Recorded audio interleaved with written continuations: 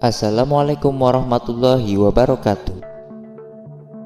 Ummahatul Mukminin adalah julukan bagi wanita-wanita mulia yang mempunyai kedudukan spesial di dunia serta kemuliaan di akhirat sebagai istri dari manusia yang paling sempurna yang pernah ada di muka bumi ini, yaitu Nabiullah Muhammad SAW. Istri Nabi Muhammad SAW semuanya berjumlah 13 orang. Walaupun dari ke-13 wanita mulia tersebut datang dari golongan yang berbeda-beda, tetapi 12 di antara mereka berasal dari bangsa yang sama, yaitu bangsa Arab. Dan hanya ada satu di antara mereka berasal dari bangsa Yahudi. Sofiyah binti Huyai bin Akhtab adalah seorang bangsawan dari Bani Nadir, tetapi bukan sembarang Yahudi. Beliau adalah keturunan dari Nabi Harun alaihi salam, dan jika ditarik garis nasabnya, Nabi Musa alaihi salam adalah pamannya. Hal ini pernah diungkapkan beliau kepada Sayyidah Sofiyah saat beliau sedang dirundung kesedihan. Sesungguhnya engkau adalah putri seorang nabi, pamanmu pun seorang nabi, dan engkau dalam naungan seorang nabi. Bagaimana engkau tidak bangga dengan hal itu? Sayyidah Sofiyah lahir pada tahun ke-9 sebelum peristiwa hijrah dan wafat pada tahun 50 Hijriah. Tahun lahir dan wafat itu bertepatan dengan 613 Masehi dan 670 Masehi. Sebelum memeluk Islam, Sayyidah Sofiyah pernah menikah dengan Salam ibnu Abi Haqiq, kemudian dengan Kinanah ibnu Abi al-Haqiq, penguasa benteng Al-Qumus, benteng yang paling megah di Khaybar. Awal mula kisah pertemuan antara Nabi Muhammad SAW dengan Sayyidah Sofiyah ini bermula saat terjadi peperangan antara kaum muslimin yang dipimpin oleh Nabi Muhammad SAW sendiri melawan pasukan Yahudi di dalam benteng pertahanan mereka yang disebut Khaybar. Hingga akhirnya benteng pertahanan mereka runtuh dan kemenangan berada di pihak kaum muslimin. Para lelaki dari golongan Yahudi Khaybar banyak yang terbunuh, termasuk pemimpin mereka, Huyai bin Akhtab, yang tidak lain tidak bukan adalah ayah dari Sayyidah Sofiyah sendiri. Sedangkan istri-istri mereka dijadikan tawanan oleh kaum muslimin, termasuk diantaranya Sofiyah binti Huyai. Saat perang berakhir, suaminya Kinanah ibnu Abi al-Haqiq belum terbunuh. Dia masuk dalam deretan tawanan yang ditangkap oleh kaum muslimin. Saat itu dia menjadi penanggung jawab harta simpanan Bani Nadir. Kemudian dia dihadapkan dengan Rasulullah SAW dan ditanyai tentang gudang kekayaan Khaybar itu. Tetapi dia menolak untuk memberitahu dan bersikeras mengatakan bahwa dirinya tidak memegang rahasia tentang harta simpanan tersebut. Oleh karena itu Rasulullah SAW pun bersabda, "Jika ternyata kami menemukannya padamu, akankah kami membunuhmu?" Kinanah menjawab, "Tentu saja, lakukanlah sesukamu." Hingga akhirnya Rasulullah menemukan harta itu justru berada di rumahnya sendiri. Kemudian Rasulullah mengirimkan Kinanah kepada Muhammad ibnu Salamah untuk dihukum sesuai janji yang dia sendiri ucapkan. Dan sebagai balasan untuk saudara Muhammad, yaitu Mahmud ibnu Salamah, yang dibunuh oleh kaum Yahudi dalam perang tersebut. Saat semuanya berakhir dan para tawanan dikumpulkan, Dihyah bin Khalifah al-Khalbi menemui Rasulullah SAW dan berkata, "Wahai Rasulullah, berilah aku seorang budak wanita dari tawanan ini." Nabi menanggapi, "Silahkan, ambillah seorang budak perempuan." Kemudian Dihyah pun memilih Sofiyah binti Huyai. Lalu datang seorang menemui Nabi Muhammad SAW dan berkata, "Wahai Nabi Allah, Anda telah memberikan Dihyah seorang Sofiyah binti Huyai. seorang tokoh Bani Quraizah dan Bani Nadir, wanita yang tidak layak untuk siapapun kecuali Anda. Ternyata dengan dipilihnya Sofiyah binti Huyai oleh Dihyah ini menimbulkan ketidakpuasan bagi beberapa orang. Entah karena merasa iri atau memang mereka berpikir bahwa seorang wanita cantik keturunan bangsawan ini hanya pantas jika dinikahi oleh Rasulullah. Kemudian Nabi berkata, "Panggillah Dihyah bersama dengan Sofiyah." Dihyah pun datang membawa Sofiyah. Beliau berkata kepada Dihyah, "Pilihlah tawanan wanita selain dirinya."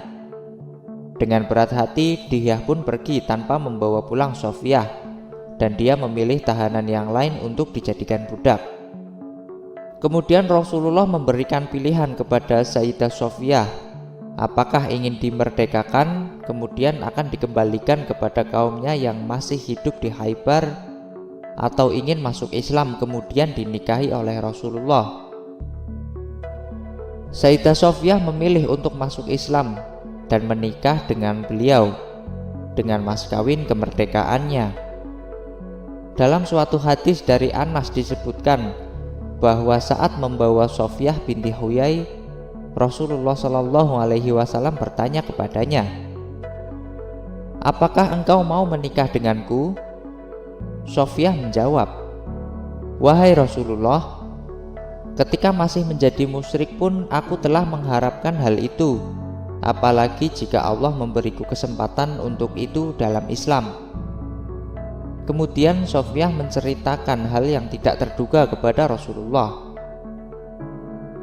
Ketika Rasulullah Shallallahu Alaihi Wasallam tiba di Quba, perkampungan Bani Amr bin Auf, ayah dan pamanku Abu Yasir bin Akhtab datang menemuinya di pagi buta. Demi Allah, mereka baru pulang menemui kami saat matahari menghilang. Keduanya datang dengan ekspresi layu, lunglai, dan jalan tergontai lesu. Aku berusaha membuat mereka bergembira seperti yang biasa aku lakukan. Demi Allah, tak seorang pun dari keduanya peduli, walau hanya sekedar menoleh padaku. Aku dengar pamanku Abu Yasir bicara pada ayahku, "Apakah dia itu memang si Nabi itu?" "Ya, demi Allah," jawab ayahku. "Apakah kau mengenalinya dari sifat-sifat dan tanda-tandanya?" tanya paman lagi. "Ya, demi Allah," ayah memberikan jawaban yang sama. "Lalu bagaimana keadaan dirimu terhadapnya?" tanya paman. Ayahku menjawab, "Demi Allah, permusuhan selama aku masih hidup." Sejak saat itulah aku menyadari bahwa ayahku dan kaumku menyembunyikan kebenaran dariku. Ayahku telah dipenuhi dengan keangkuhan. Dia tahu tentang kenabianmu, tetapi dia mengkhianatinya. Sejak saat itulah aku mengimanimu dan berencana mengikuti perang yang pasti akan engkau menangkan. Dan tentu aku yakin bahwa aku akan menjadi bagian dari umatmu, walaupun sebagai tawananmu. Setelah akhirnya Sayyidah Sofiyah resmi diperistri oleh Rasulullah Shallallahu Alaihi Wasallam, keduanya kembali ke Madinah. Karena latar belakang dari Sayyidah Sofiyah yang datang dari bangsa Yahudi, akhirnya Nabi membawa Sayyidah Sofiyah tinggal di rumah salah satu sahabat yang bernama Harithah ibnu An-Nu'man, karena pasti akan menarik perhatian bagi wanita-wanita Ansor. Betul saja, selang beberapa lama, para wanita Ansor mulai berkumpul di sekitar kediaman Harithah untuk melihat kecantikan Sofiyah, dan di antara mereka yang keluar itu adalah Aisyah. Rasulullah melihat Aisyah dan menunggunya sampai keluar. Ketika bertemu dengan Aisyah, beliau memegang bajunya dan berkata dengan bergurau.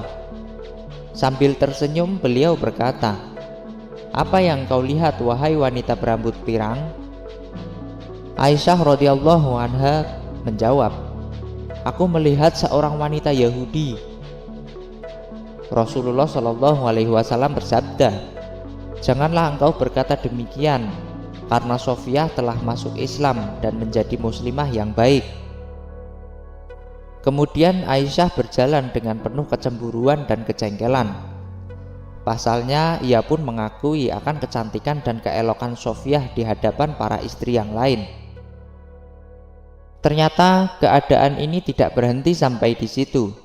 Para istri Rasulullah itu membanggakan diri di hadapan Sayyidah Sofiyah karena mereka adalah para wanita Quraisy atau orang Arab, sedangkan Sofiyah adalah wanita Yahudi non-Arab yang memasuki rumah mereka. Suatu hari Sofiyah merasa tertekan atas hal yang ia dengar. Ia pun duduk sambil menangis terseduh-seduh. Lalu Rasulullah Shallallahu Alaihi Wasallam menanyakan apa sebabnya dia menangis. Sayyidah Sofiyah menceritakan tentang hal yang dikatakan terhadap dirinya. Karena itu Rasulullah pun bersabda, "Katakanlah pada mereka, bagaimana kalian bisa merasa lebih baik daripada aku, sementara suamiku adalah Muhammad, ayahku adalah Harun, dan pamanku adalah Musa." Maksudnya adalah, jika ditarik ke atas, Sayyidah Sofiyah mempunyai nasab sampai ke Harun. Dia adalah seorang nabi, dan beliau adalah saudara dari Musa, berarti pamannya pun seorang nabi. Dan sekarang suaminya adalah Muhammad, penutup para nabi. Sayyidah Sofiyah menyaksikan wafatnya Rasulullah Shallallahu Alaihi Wasallam karena ia merupakan salah seorang ummahatul mukminin yang berkerumun di sekeliling alas tidur Rasulullah saat beliau sakit. Sayyidah Sofiyah berbicara kepada Rasulullah, "Wahai Rasulullah, demi Allah, aku ingin jika apa yang engkau alami ini menimpa diriku." Para istri Rasulullah yang lain hanya memejamkan mata. Tidak ada yang membuat mereka bergetar selain sabda beliau, "Bertobatlah." Mereka pun menjawab, "Dari apa wahai Rasulullah?" Rasulullah bersabda, "Dari perbuatan kalian yang meremehkan Sofiyah. Demi Allah, dia telah berkata jujur." Demikianlah Sayyidah Sofiyah hidup dalam tekanan yang terus-menerus dan dalam kesabaran pahit serta ibadah sepanjang masa. Ibadah yang dipahami dari madrasah kenabian yang diajarkan oleh Rasulullah Shallallahu Alaihi Wasallam kepadanya. Sayyidah Sofiyah juga ikut andil dalam urusan politik, agama, dan turut aktif dalam memberikan pendapat. Sayyidah Sofiyah disebut sebagai wanita shodiqah oleh Rasulullah, yang artinya adalah wanita yang jujur imannya. Ummul Mukminin Sofiyah binti Huyai radhiyallahu anha wafat pada tahun 50 Hijriah atau 670 Masehi di zaman pemerintahan Muawiyah bin Abu Sufyan, dan beliau dimakamkan di pemakaman Baqi dan dikumpulkan bersama istri-istri Nabiullah Muhammad SAW yang lain. Wallahu a'lam bishawab.